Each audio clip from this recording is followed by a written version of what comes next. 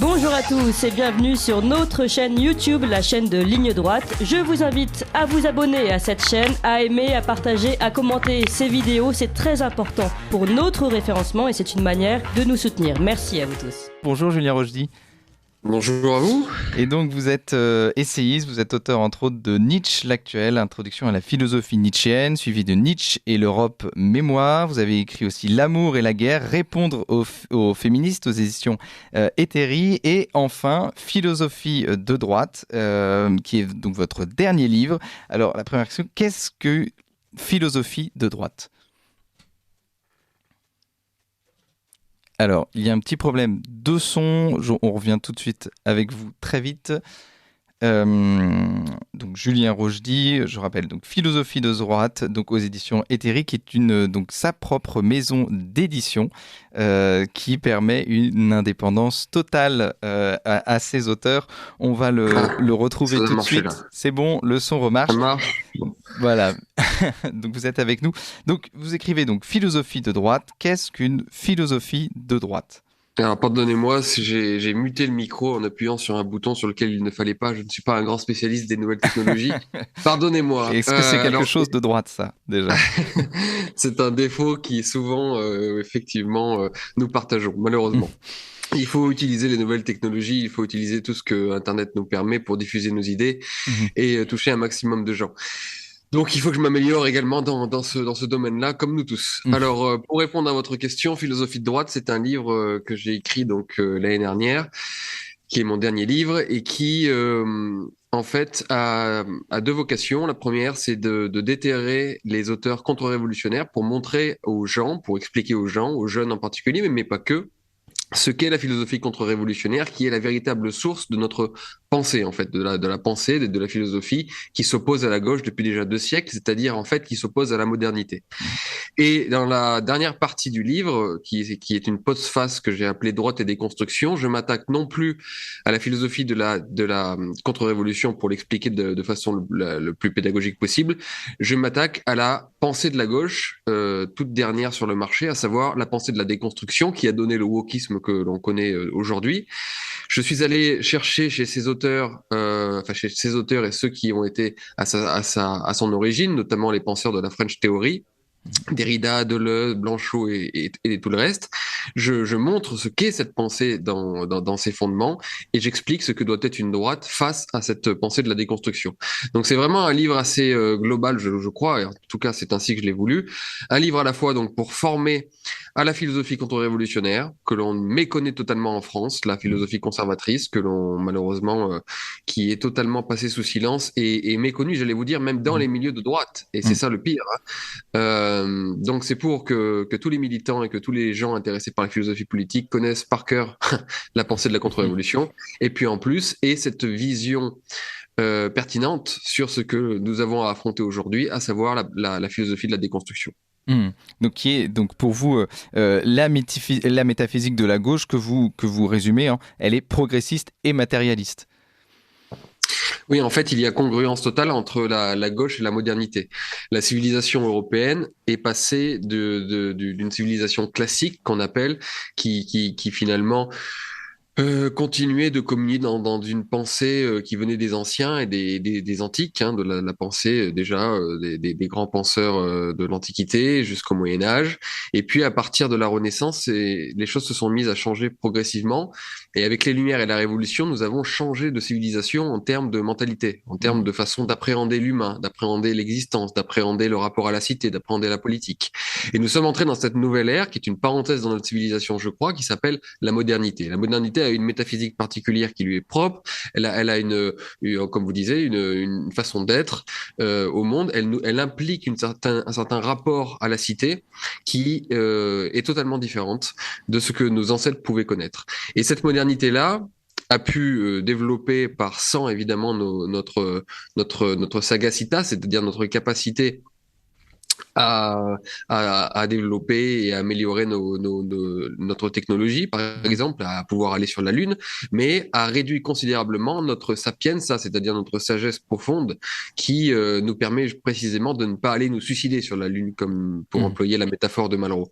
Donc là, en ce moment, nous sortons de cette métaphysique moderne, et donc nous sortons de la gauche, puisque la gauche et la modernité sont encore une fois totalement liées. Et c'est pour ça que j'ai pensé qu'il était très intéressant de retourner à la pensée de la contre-révolution, qui n'est qu'en fait qu'un écho à la pensée des anciens et des classiques, parce que puisque nous sortons de la modernité à travers la folie de la postmodernité et puis l'arrivée d'un certain nombre d'éléments que je pourrais décrire maintenant si on en a le temps, ben je pense que il est grand temps de revenir à quelque chose de beaucoup plus sain pour rebâtir une civilisation qui doit être reconstruite sur un certain nombre de choses. Et de socle, et c'est la force du livre, ce n'est pas seulement un livre contre la gauche ou quelque chose qui ne serait juste non de gauche, mais vraiment un livre qui essaye de décortiquer quelles sont les bases donc, de la philosophie de droite. Et vous parlez notamment donc, de l'idéal de l'homme de droite, ce sont les transcendantaux, le beau, le vrai, le bon, ça revient dans votre livre. Alors, est-ce que vous pouvez nous expliquer quels sont ces transcendantaux ? Simplement, en fait, la modernité et la gauche a relativisé énormément de choses pour tout ce qui avait trait aux valeurs, même si finalement on pourrait considérer qu'elle est restée dans une moraline extrêmement forte et qu'elle a adapté un sous-christianisme qui sans les dogmes et sans Dieu. Pour ce qui est de sa morale. Mais l'homme de droite considère qu'effectivement, il y a des universaux et des choses qui persistent à être des critères importants pour se situer dans l'existence et pour valoriser certaines choses ou au contraire dévaloriser d'autres. Et parmi ces choses-là, il y a aussi les hommes. Donc il y a un rapport aussi à la nature et à l'espèce humaine qui est un rapport inégalitaire, c'est-à-dire qui accepte l'inégalité fondamentale dans la nature. Car lorsque l'on commence à mettre des critères de bien, de vrai et de beau, eh bien, par nature, on ne peut pas dire que tous les hommes sont égaux, on ne peut pas dire que toutes les choses sont égales. Or, la modernité, c'est aussi l'idée que finalement, à part le niveau de possession de biens matériels, parce que finalement, tout finit par se réduire à la possession de biens matériels, eh bien, tout se vaut. Tout se vaut, sauf l'argent que vous pouvez avoir sur votre compte en banque. Parce que quand on se met à avoir une métaphysique purement matérialiste, la seule chose qui reste à proposer à l'être humain, c'est la poursuite de son bonheur individuel, et une poursuite de bonheur individuel qui ne peut se traduire finalement qu'en acquisition, possession et consommation de biens matériels. Donc c'est là où toute la métaphysique moderne est en train de dégringoler, parce qu'on voit qu'après 2 siècles, tout cela a pu faire monter la civilisation occidentale très haut en termes de puissance, évidemment, mais on voit bien que ça ne suffit pas, et que non seulement ça ne suffit pas, mais qu'en plus c'est en train de détruire la nature, et c'est en train surtout de détruire l'âme humaine, et c'est pour ça que nous avons aujourd'hui une fenêtre de tir immense pour venir rappeler des vérités anciennes, que j'appelle des vérités de droite en fait, qui peuvent nous permettre de non seulement conserver les progrès techniques qui sont très importants bien sûr, mais aussi de retrouver une âme et d'avoir un rapport à la nature qui soit beaucoup plus sain. Et donc ce que vous dites aussi, c'est que l'écologie qui est aujourd'hui politiquement rattachée à la gauche, en fait, est une valeur de droite. Oui, totalement. L'écologie que la gauche soit aujourd'hui que l'écologie soit dans le giron de la gauche est un vol caractérisé, je veux dire, parce que toute l'écologie possède une métaphysique de droite. Premièrement, c'est une inquiétude vis-à-vis de l'avenir. Or, précisément, s'il y a un sentiment qui a été celui des anciens, des classiques, et donc de la droite, c'est celui de l'inquiétude. C'est de considérer que le futur risque d'être moins bien que le passé. Tandis que la pensée progressiste et matérialiste considérait qu'il y avait une abondance éternelle et qui allait faire en sorte que nous allions toujours progresser en termes d'acquisition de biens matériels et donc d'améliorer à chaque génération le sort de ces générations. Désormais, nous pensons que le monde de demain sera peut-être, et sûrement d'ailleurs même pire que celui que nos parents ont connu. Donc déjà, nous changeons totalement d'approche de la temporalité et d'approche du monde. Et cette approche-là est beaucoup plus de droite. Ensuite, évidemment, lorsque l'on veut conserver la nature, on utilise ce terme de conservation. Il faut conserver. Donc, et la conservation est une pensée toute particulièrement de droite. Et puis, il y a aussi l'idée que nous devons être en harmonie avec notre environnement. L'homme de gauche recherche la justice. L'homme de droite recherche l'harmonie. C'est quelque chose de différent. Et puis de toute façon, même d'un point de vue historique, les premiers penseurs à avoir réfléchi au rôle de l'action humaine sur la nature, et notamment en termes de destruction et d'enlaidissement de la nature, ce sont des penseurs contre-révolutionnaires. Je citerai par exemple en Angleterre Ruskin, qui était un anti-moderne et qui a été l'un des premiers à réfléchir sur l'industrialisation et à quel point celle-ci détruisait la campagne, détruisait l'air, corrompait justement l'air, la nature, la beauté du monde. Donc l'écologie est tout entière en réalité dans l'escarcelle de la philosophie de la droite, et je pense que d'ailleurs l'une des possibilités pour faire gagner la droite, une vraie droite philosophique, je ne parle pas d'une droite politique, hein, je m'en fous des Républicains, du Front National, de Zemmour, c'est pas le problème, d'une droite philosophique, eh bien, l'une des possibilités pour faire gagner cette droite-là, c'est de récupérer l'écologie qui, encore une fois, nous appartient. Tout à fait. Et dans votre livre, alors vous parlez du clivage droite-gauche, mais surtout philosophiquement, je pense que le vrai clivage, en tout cas, ce que vous nous présentez, c'est celui entre les classiques et les modernes, et il y a quelque chose qui est très intéressant, c'est notamment sur l'existentialisme. Donc, on rappelle Sartre qui a écrit l'existentialisme est un humanisme. Est-ce que vous pouvez nous expliquer à quel point ça a été une révolution et que ça explique notamment aujourd'hui le wokisme ? Alors, ça remonte à très loin en réalité, hein. Dès cette droite 18e siècle, dès cette droite des Lumières, dès cette gauche des Lumières, dès le début de la modernité, il y a chez Voltaire notamment un poème qui explique que tous les hommes sont égaux, et il n'y a que les costumes qui changent chez eux. Ensuite, Rousseau parlera d'un sujet autonome qui est finalement relativement égal et relativement indifférencié, sur lequel la société viendra inscrire ensuite des codes qui le transformeront d'ailleurs en être mauvais, lui qui était originellement un bon sauvage, comme on le sait. Donc en fait, c'est vraiment dans la droite ligne, si j'emploie le titre de votre émission, dans la droite ligne de la gauche, que de considérer l'être humain comme un être totalement indifférencié sur lequel c'est l'histoire ou la société ou le fait social ou la domination, appelez ça comme vous voulez, qui va déterminer une psychologie, un rapport au monde, et puis des qualités morales ou des défauts. C'est-à-dire qu'en fait, il y a une négation totale de la nature, de déterminisme qui viendrait de plus loin, de plus profond que simplement le fait social. Donc je vous dis, de Voltaire à Rousseau, en passant par Marx, qui explique à Proudhon que l'histoire n'est que le continuel changement de la nature humaine, et jusqu'aux sociologues d'aujourd'hui qui nous expliquent que nous sommes absolument déterminés, que notre genre, notre sexualité, absolument tout, hein, notre façon de manger de la viande maintenant, tout ça est déterminé exclusivement par le fait social et par la culture, par la société, la méchante société qui est elle-même le produit de la domination. Eh bien, toute cette pensée-là est de gauche à 100%, et elle s'oppose totalement à la pensée des anciens, des classiques, et donc de droite, qui considèrent qu'en fait nous sommes en grande partie déterminés par beaucoup de choses que nous ne maîtrisons pas nécessairement, et notamment par l'inconscient. Et qu'est-ce que l'inconscient sinon la somme de tous les déterminismes que nous ne maîtrisons pas? La génétique, la famille, plein de choses. Voilà.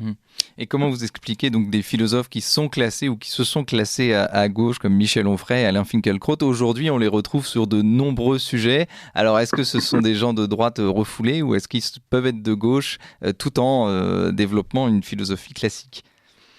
Alors ce sont des gens, ça dépend, chaque cas est particulier. Ce que je constate tout de même, c'est que beaucoup d'hommes de droite ne font en fait que récupérer les idéaux de la gauche d'hier pour s'opposer aux idéaux de la gauche de demain, la gauche qui arrive sur le marché au petit matin.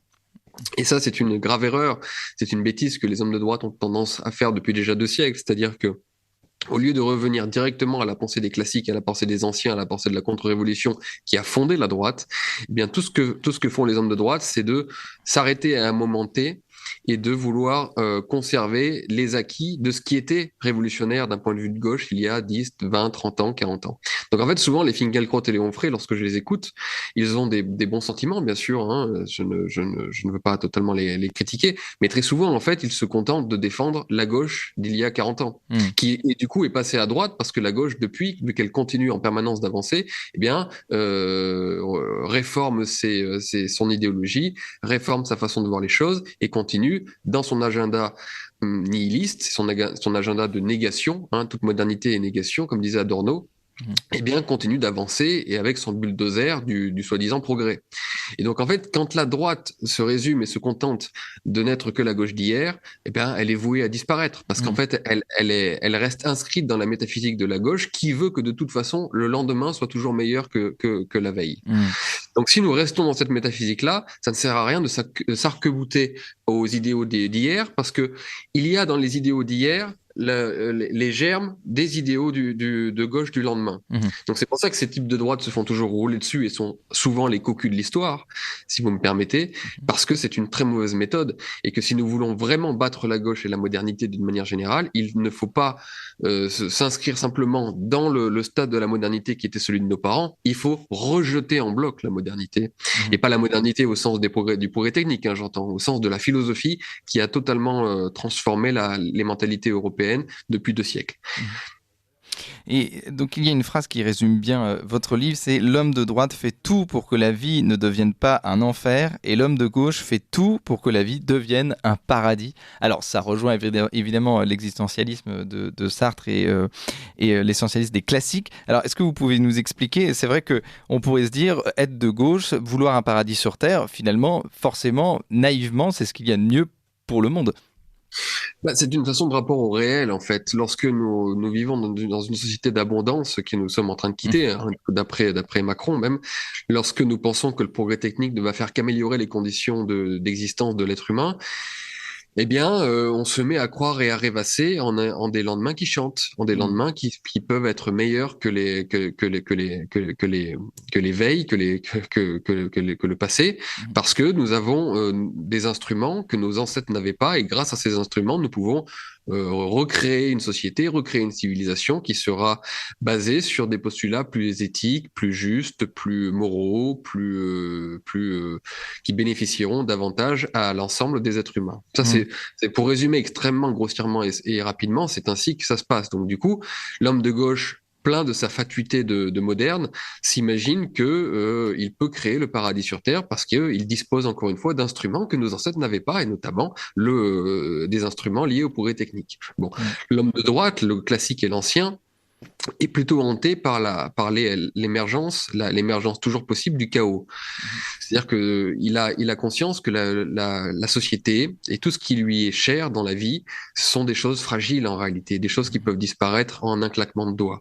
La barbarie, la crise, la famine, pourquoi pas à l'époque, hein, s'il le connaissait souvent, la guerre, la mort de quelqu'un de proche que l'on aime, plein de choses en fait peuvent toujours faire en sorte que tout ce que l'on apprécie, tout ce que l'on chérit, tout ce que l'on valorise sur Terre et tout ce que l'on croit acquis, comme la concorde civile par exemple, eh bien toutes ces choses-là ne sont en fait que des miracles presque de l'existence, et que ces choses-là peuvent disparaître très très rapidement. Et donc ce qui inquiète en permanence l'homme de droite, c'est la possibilité du chaos qui est toujours le soubassement de toute chose en réalité. Et ce chaos grec en fait, ce chaos qui est béance dans la mythologie grecque, ce chaos peut toujours survenir à tout instant.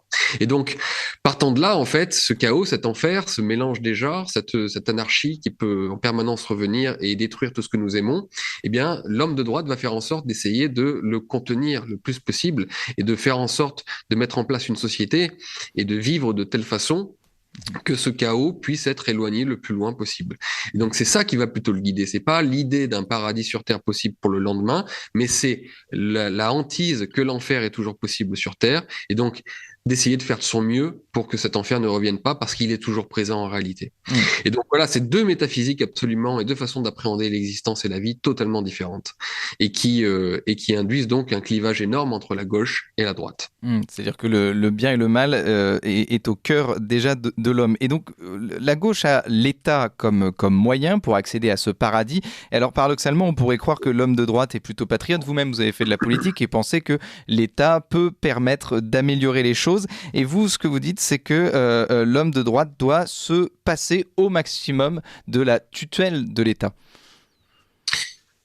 En fait, simplement, dans les idéaux de l'homme de droite, il y a les libertés, justement. Ce que l'on oublie souvent, la gauche a aussi volé, elle s'est accaparée ce beau terme de liberté. En réalité, l'homme de droite veut un maximum l'autonomie du sujet, inscrit bien sûr dans sa communauté. C'est-à-dire que c'est un lien toujours tenu entre la communauté, dans laquelle l'homme est de façon nécessaire et son autonomie individuelle.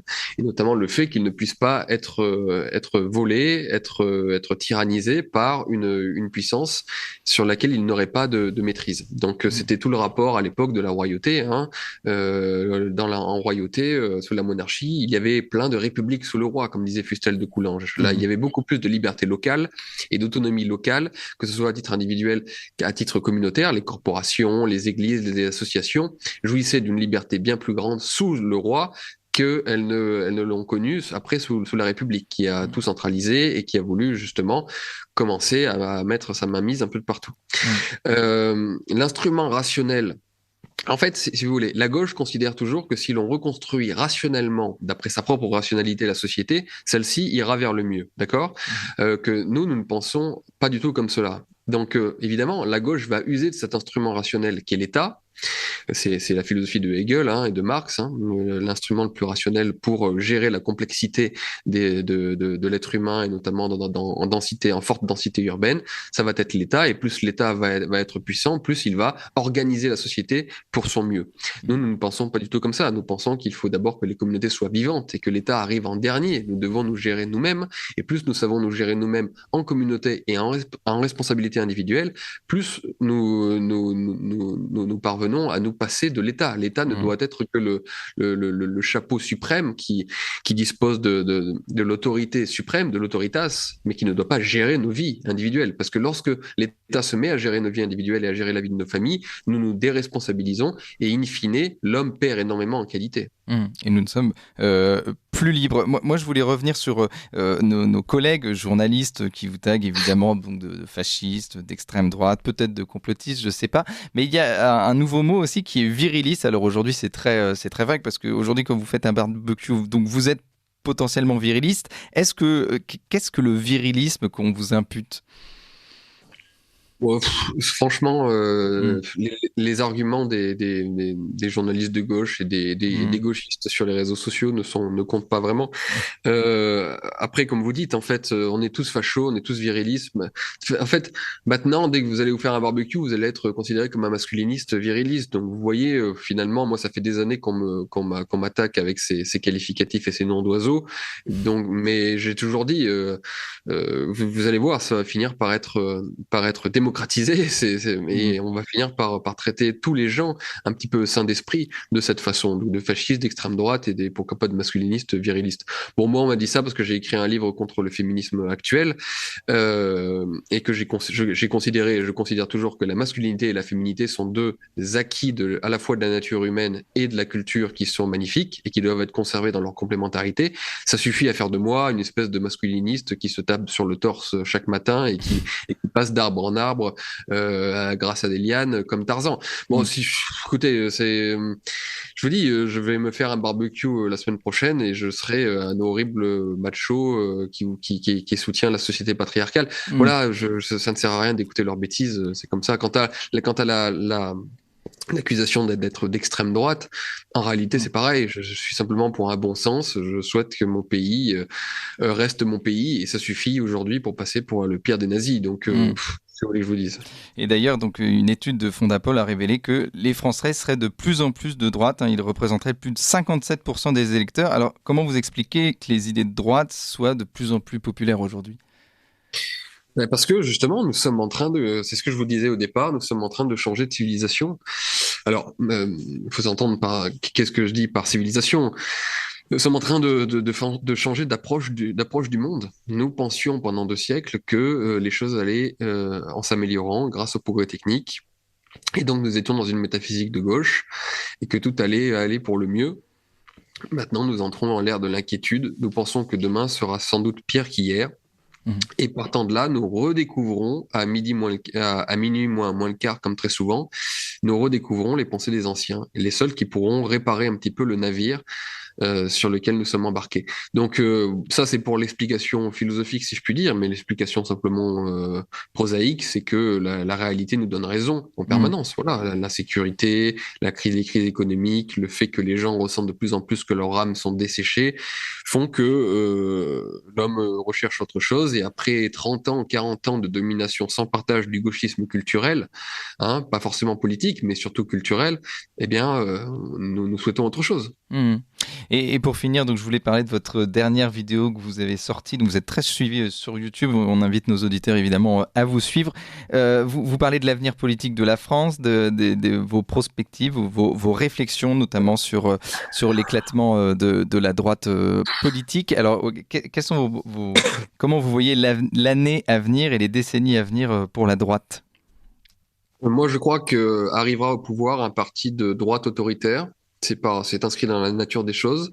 Alors, je ne sais pas si ce sera le RN, je ne sais pas si ce sera un autre parti, ça je peux pas en être sûr. Je pense que le RN se place bien aujourd'hui et que Marine Le Pen se place plutôt bien pour représenter ce parti aux prochaines élections et pourquoi pas gagner. Donc, je sais que ça peut en surprendre certains, mais je pense honnêtement qu'elle a de bonnes chances aujourd'hui. Mais au-delà de la personnalité de Marine Le Pen et du Rassemblement national, je pense qu'un parti sécuritaire, un parti de droite autoritaire finira par prendre le pouvoir en France dans les 10-15 ans. L'insécurité devient trop grande et aujourd'hui, ce qui est très intéressant de constater, c'est que les bourgeois, les personnes âgées, qui jusqu'à présent avaient très peur du Rassemblement national et d'un parti de droite autoritaire, finissent par voter pour ce parti-là, lorsque celui-ci se retrouve en face de NUPES, c'est-à-dire de l'extrême gauche islamo-gauchiste. Or, cette dualité politique entre une extrême gauche très radicale et un parti de droite, si on peut dire, même si c'est pas vraiment droite, mais en tout cas un parti autoritaire, va être le véritable clivage des prochaines années. Donc nous aurons un socle électoral de la France périphérique et d'une France qui en a déjà marre, qui vote déjà de façon assez nombreuse pour Marine Le Pen et pour ce genre de parti, plus l'acquisition, à mon avis, du socle électoral de Macron, qui va se reporter de plus en plus sur un parti de droite autoritaire pour conserver une société française qui n'entre pas totalement en anarchie. Et tout ça par peur d'une extrême gauche qui devient de plus en plus puissante. Donc paradoxalement, plus l'extrême gauche monte, plus ça donne des chances à un parti de droite autoritaire de prendre le pouvoir. Après, ce parti de droite autoritaire, parce qu'il va s'occuper que du régalien, ne s'occupera pas de la substance française, ne s'occupera pas de l'identité française au sens strict. Et c'est là où il y aura aussi de la place pour un parti identitaire qui pourra sans doute être reconquête et qui pourra former des jeunes cadres, former des jeunes esprits, pour que derrière, en sous-main et en parallèle de la prise du pouvoir d'un parti autoritaire, il puisse y avoir un travail de fond, un travail culturel au sein du pays. Et ça, c'est notre travail. Eh ben, merci beaucoup, Julien Rochdy. On rappelle le titre donc, de votre livre « Philosophie de droite » aux éditions Hétairie. Vous appréciez cette émission ? Alors aidez Radio Courtoisie à en produire d'autres, en indépendance totale. Rendez-vous sur soutenir.radiocourtoisie.fr. Merci d'avance.